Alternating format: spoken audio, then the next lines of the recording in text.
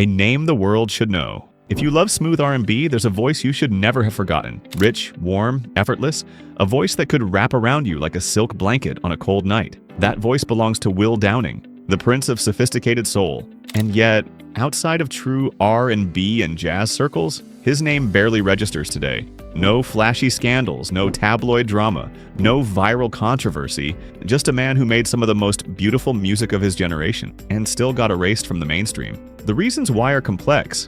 A mix of industry politics, health struggles, shifting trends, and the music business's cruel tendency to sideline the artists who won't fit neatly into their boxes. This is the tragic truth about Will Downing's journey, the rise, the silence, and the quiet strength that kept him creating, even when the spotlight moved on. Setting the scene. It's the mid-1980s. MTV is exploding, pop and hip-hop are dominating the charts, and the music industry is chasing trends faster than ever. But in the middle of all the noise, a young singer with a baritone so smooth it could melt ice begins to emerge. He isn't about image or gimmicks. He's about the song, about romance, about making you feel something real in a time when so much music was chasing quick hooks and instant sales.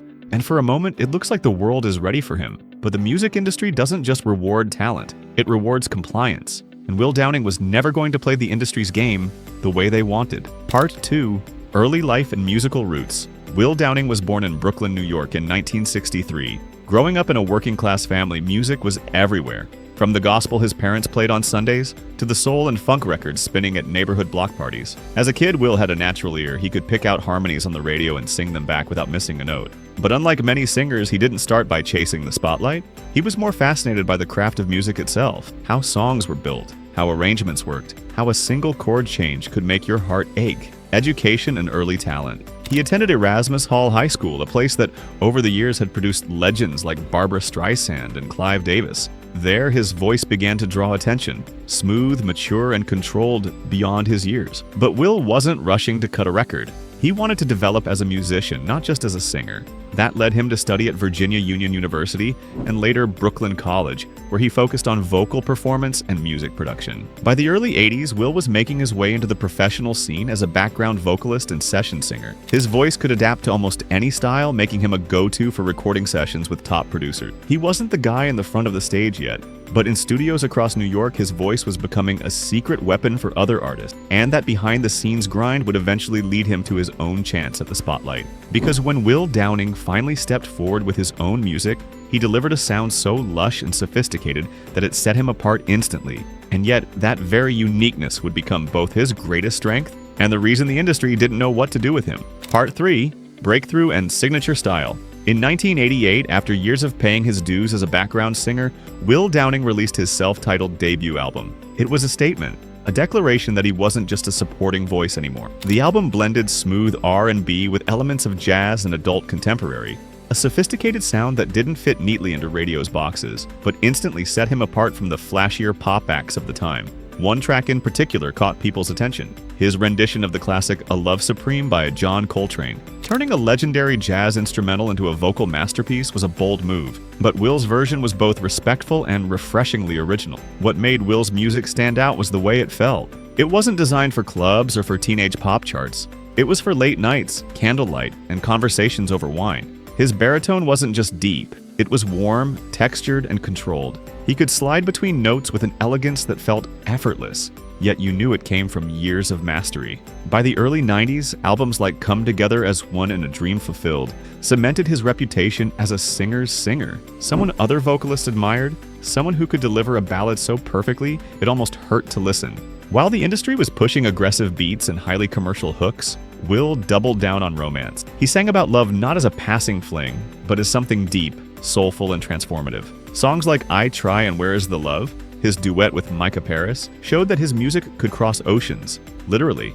His fan base in the UK began to rival his American following, and Europe embraced his brand of sophisticated soul in a way that hinted at global stardom. But that same sophistication that made him unique also made him hard to market. He didn't fit the new jack swing wave dominating black radio, and he wasn't chasing the pop crossover hits that labels wanted. Instead, he was carving a smaller, more loyal audience, one that adored him, but one the industry didn't see as big enough to invest in for the long haul. And as the 90s moved forward, the cracks in that industry support would start to show. Will Downing was building a respected career, but behind the scenes, label politics and shifting trends were already working against him. Part 4.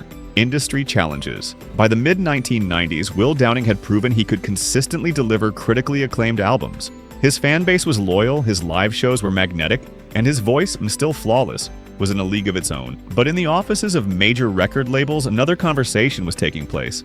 And it wasn't about artistry, it was about numbers. Music executives looked at Will's sales figures and saw a steady performer, but not the kind of explosive chart topper that could dominate MTV or radio countdowns. For them, steady wasn't enough. They wanted the next big thing, and they wanted it fast. Part of the problem was marketing, or rather the lack of it. Will's albums rarely received the kind of promotional push given to trendier acts. While flashy R&B singers with dance-heavy videos got heavy rotation on BET and MTV, Will's more intimate, romantic visuals were harder to squeeze into a playlist, obsessed with high-energy spectacle. Radio was changing too. Smooth ballads were being pushed to late-night slots, while daytime programming leaned into up-tempo tracks that kept listeners from switching station. That meant Will's music wasn't getting prime exposure. Industry categories became another hurdle. Will's sound didn't fit neatly into urban contemporary, which favored younger, more image-driven acts. And he was too soulful, too jazz-influenced to be lumped in with pop.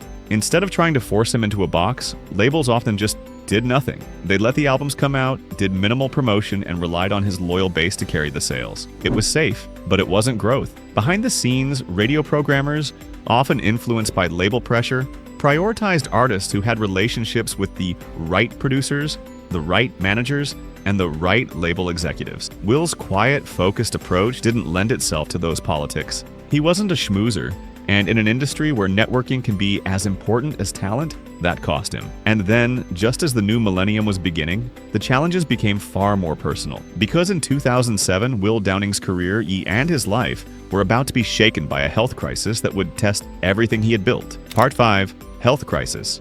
In 2006, Will Downing was in the middle of promoting his latest album when something unexpected began to happen. He started feeling unusually weak. Not the kind of fatigue you get from touring, but a deep, lingering exhaustion that didn't go away with rest. At first, he brushed it off. Singers work through sore throats, travel schedules, and long rehearsals all the time. But soon, the weakness turned into muscle pain. Walking became more difficult. His once powerful stage presence was being chipped away by something he couldn't name. After months of medical tests, the answer came, but it wasn't the relief he hoped for. Will was diagnosed with polymyositis, a rare autoimmune disease that causes muscle inflammation and weakness. For a man whose life revolved around performance, it was devastating. Singing wasn't just a job, it was his identity, and now his own body was threatening to take it away. In 2007, Will was forced to cancel his tour. For an artist who had built his reputation on live performance, this was a crushing blow. The music industry moves fast, and time away from the spotlight often means you get replaced. Not out of malice, but simply because audiences and executives turn their attention elsewhere. But Will Downing refused to disappear.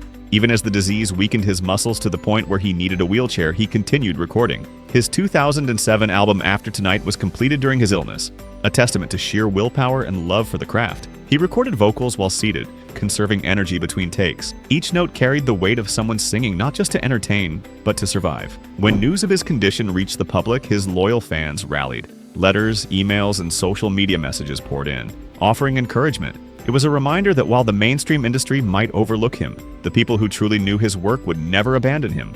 And against all odds, Will Downing would fight his way back to the stage, proving that while illness could slow him down, it could never silence him. Part 6. Comeback and later work. By 2009, Will Downing was slowly regaining strength. Physical therapy, medication, and sheer determination were helping him reclaim his mobility and stamina. But his voice, the part of him that mattered most to his fans, had never left. Even during his darkest health struggles, his tone remained warm, rich, and controlled. It was as if his voice knew it had to carry him when its body couldn't. Returning to the studio. That year, he released Classique, a project that reminded everyone that Will Downing wasn't just still here. He was still great. His delivery had taken on new emotional depth. You could hear the life he had lived in every phrase, the quiet gratitude in every sustained note. For fans, the comeback wasn't just about music. It was about witnessing someone refuse to let illness define him, adapting to a changing industry, But the music landscape had shifted. Streaming services were replacing CDs, and social media was becoming the main stage for self-promotion. Will embraced the change. He began connecting directly with fans online, bypassing some of the traditional industry gatekeepers who had ignored him for years. He also started releasing projects independently, allowing him full creative control. No more waiting for a label to approve singles or dictate production choices. Will was now making the music he wanted, when he wanted. While large-scale tours were physically demanding, Will crafted smaller, more intimate performance schedules. Jazz clubs, theaters, and select festivals became his domain. These shows weren't just concerts. They were conversations with fans often speaking to him directly from their seats. And in those smaller venues, his music felt even more personal, like he was singing for each person individually. But even as Will carved out a space for himself on his own terms, one truth remained. The mainstream industry still wasn't giving him the recognition he deserved. And that begged the question, why? Part 7. Why the industry erased him. The music industry, especially in the late 80s and 90s, thrived on image as much as talent. Labels wanted artists who could be packaged for television, sold to magazine covers, and placed in music videos with heavy rotation. Will Downing's appeal was different. He wasn't flashy, he wasn't controversial, and he wasn't chasing trends. He projected elegance and maturity, qualities that were respected by adult audiences, but considered too grown for the youth-driven marketing machine. There was also the issue of genre pigeonholing. As a black male artist with jazz and R&B influences, Will was often boxed into urban adult contemporary, a category that limited radio play and marketing budgets. Crossing over into pop charts was rare unless you had a massive, danceable hit. Will's subtle, romantic style didn't fit that mold, so the labels didn't push him there. And underlying all of it was a racial bias that the industry still hasn't fully shaken. A bias that often undervalues black artists whose music leans towards sophistication rather than spectacle. By the 2000s, hip-hop and electronic-infused R&B were dominating airwaves. Ballad singers were being sidelined in favor of high-energy performers who could keep pace with a fast-moving, short attention span market. Will's music was timeless, but the industry was increasingly obsessed with the now. And in that rush, they left behind one of their finest voices. In the end, Will Downing was never truly erased by his fans. But the gatekeepers who control exposure simply chose not to give him the platforms he deserved. The result? An artist with world-class talent who remained a best-kept secret instead of a global star. Part 8. Legacy and Reflection. Despite the lack of mainstream saturation, Will Downing's legacy is undeniable. Over a career spanning 4 decades, he released more than 20 albums, each crafted with a dedication to musicality and emotional depth. In an industry that often rewards speed over substance, he stood for something different. A reminder that music can be a slow pour, not just a quick shot. You can hear echoes of Will's style in many modern R&B and jazz vocalists, whether they realize it or not. His phrasing, his restraint, his ability to let a song breathe, these are hallmarks that younger singers now study, consciously or unconsciously. And the artists who do know his work often speak of him with reverence, calling him a masterclass in how to sing with both technique and heart. Will Downing's journey is also a story of resilience. He faced an industry that didn't fully champion him, battled a life-altering illness, and adapted to a changing world without ever losing his artistic center. That's not just survival, and that's integrity. So maybe Will Downing never became a household name in the way some of his peers did. But for those who have heard him, his music has a permanent home. His voice still wraps around you like a warm embrace, still makes you stop what you're doing and just listen. And in the end, that may be the truest measure of an artist's worth. Not how many people know their name, but how deeply they touch the ones who do.